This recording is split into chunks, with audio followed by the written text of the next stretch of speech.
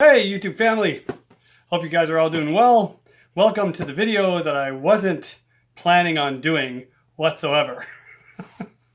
As far as the title goes, let me just emphasize how that's supposed to sound. It's not so much, come on Fender, it's more so, come on Fender. So my buddy who plays with me in church, let's just call him JL, because, well, that's his name. So my buddy JL gave me this bass. This is a Squier Jaguar bass, right, by Fender. Kind of cool looking, a metallic blue. Anyway, he was having issues with his input jack, and he asked me if I could maybe change it, and he bought a pure tone jack. So I took the bass home, and these are slick to work on because you don't have to take the strings off to access the electronics. It's just this little plate comes out and flip it out. And I would have showed you all this, but I really wasn't planning on doing a video. It just got me thinking, you know, when I started looking at this. So have a look at this. This is the jack that I pulled out of this bass. Now, I don't know if this is going to even come into focus, but do you see this thing? Look at how bent this tab is, and look at this little rinky-dink pin that connects into the tab of your input jack. How ridiculous is that? This is a brand name. I know it's not high-end, but it's a Fender, you know, Jaguar, or Fender Jaguar bass, Squier by Fender. The name is on there. And this is the garbage hardware that they put in their stuff, and that they charge you for like 5 times over. This bass, which is, you know, probably the bottom of the line of what, you know, Squier makes, is $540 after taxes here in Canada, outside of the store. $540. And some people go, oh, well, that's a cheap bass. You can't expect there to be some, you know, high-end parts on it. Well,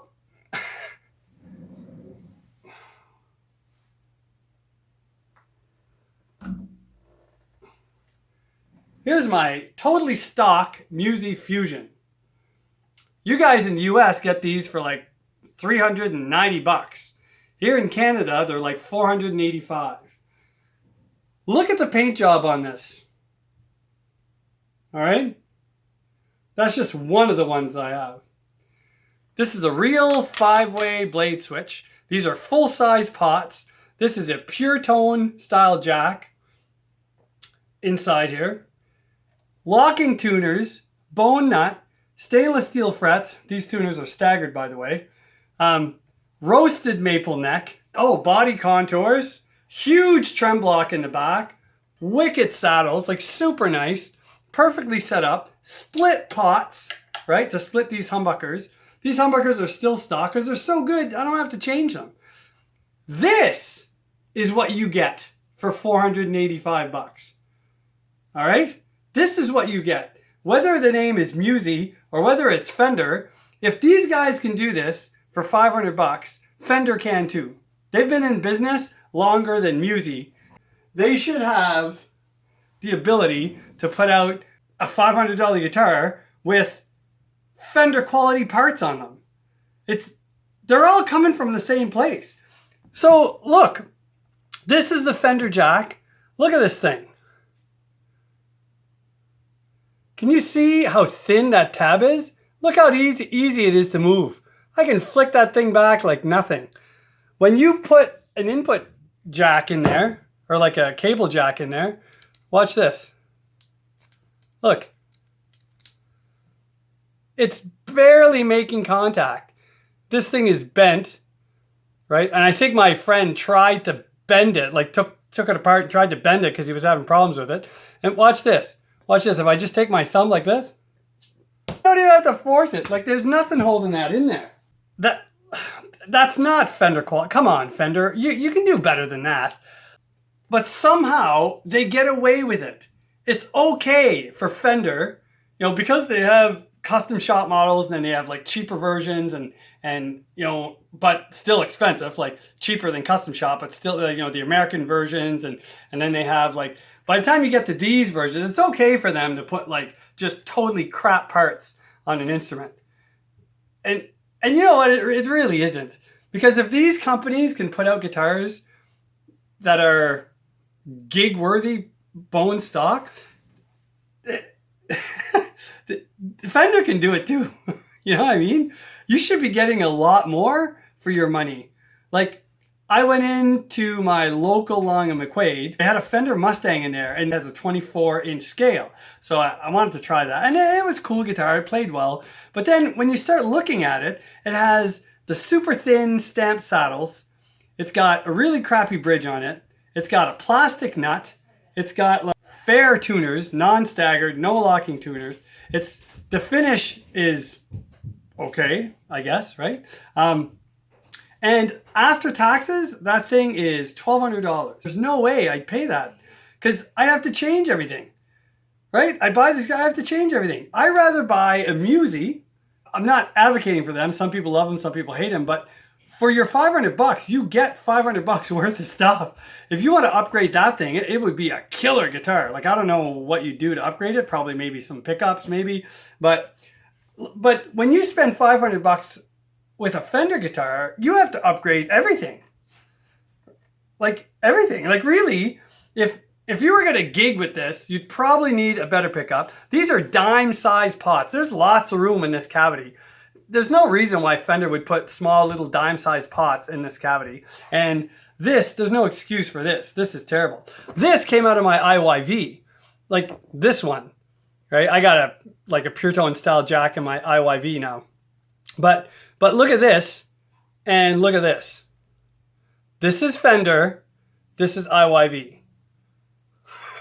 Raw! Like, it's there's no contest. It doesn't even make sense. I mean, this jack worked, and when you plug in a cable in this thing, you gotta use some force to kind of to pop it off. But with the Fender one, boop, like, it's just, I could probably, you know what? With the Fender one, I could probably just do this. Oh, just whipping the cable makes it come off. So I wasn't going to do a video. It just frustrates me when I see this stuff, because everybody who hears Fender thinks they're getting something good, right? And that should be the case. I agree. You should be getting something good, but you're being fooled. I would never buy a Mexican Fender or even an American one with the components that they come with. I can't justify it after having bought IYV, ERT, especially Musi, and seeing what these companies are putting out for that amount of money. It's ridiculous. It doesn't make sense. And there's no reason why Fender can't do it either. They have the volume, they have the infrastructure, they got stores backing their stuff. Fender's like the Walmart of the guitar world. Man, they can move product like no one else. And there's no reason why you should have to pay $540 for a $199 bass. Like, it doesn't make sense.